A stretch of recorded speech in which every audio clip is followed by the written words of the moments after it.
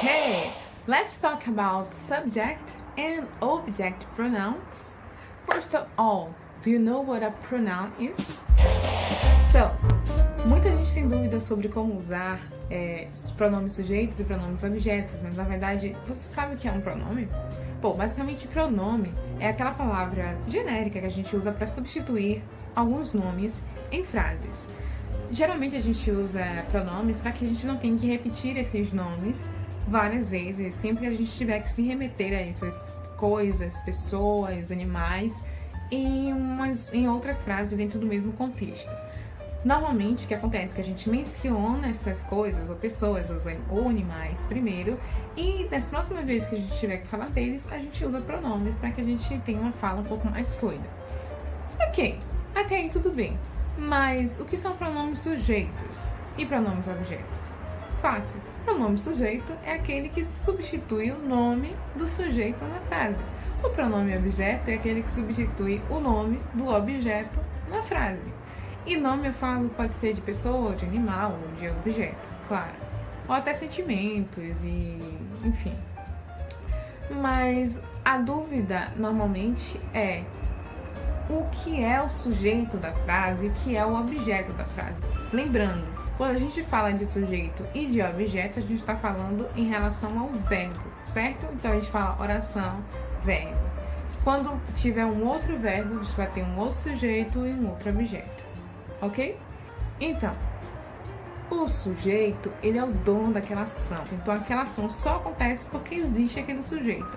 Por exemplo, se eu digo I love cupcakes, a ação aí dessa frase, ou o verbo é love, amar. Eu amo cupcakes. Então, a ação de amar, ela está dependendo de mim para acontecer. Eu sou a sujeita dessa ação, certo? Então, I, além de ser sujeito, é o pronome sujeito que eu estou utilizando aí para substituir na frase. Ou para substituir o que na frase? Bem, é bom lembrar que quando a gente está falando de primeira e de segunda pessoa, a gente não precisa mencionar antes. Mas se eu quisesse falar de uma outra pessoa, quando eu falo Clara loves cupcakes, a ideia é que tenha o quê? Que é uma outra pessoa. Então eu vou para a terceira pessoa. Clara loves cupcakes. Loves é a ação e Clara é que está performando essa ação. Clara é a sujeita da ação. Então, se eu quiser substituir Clara por um pronome, vamos dizer que eu já tenha falado de Clara, não quero repetir o nome dela, o que é que eu vou fazer? Eu vou colocar she, que é o pronome sujeito correspondente a ela, ok? Certinho. Mas aí nós vamos para outra parte. Clara ama. Então, nós temos o sujeito, nós temos o verbo. Mas Clara ama o quê? O que responde a esse o quê é o objeto da ação, certo? Então, o objeto ele existe quando o verbo precisa de um complemento para que ele tenha algum sentido ali naquela oração.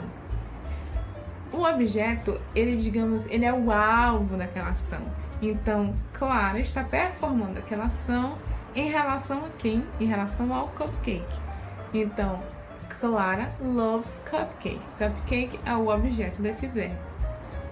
Quando quiser substituir o objeto cupcake em uma frase, eu vou usar it, porque é o pronome objeto que se relaciona com o pronome sujeito it.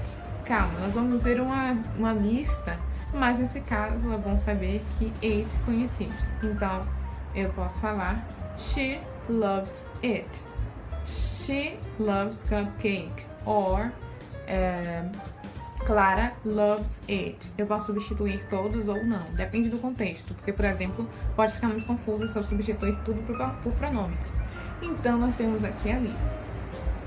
I, you, he, she, it, we, you and they. Esses são pronomes sujeito. Os pronomes objetos são me, you, him, her, it, us, you, and them. For example, Clara loves her students. Sujeito Clara, verbo loves, or to love, and objeto her students.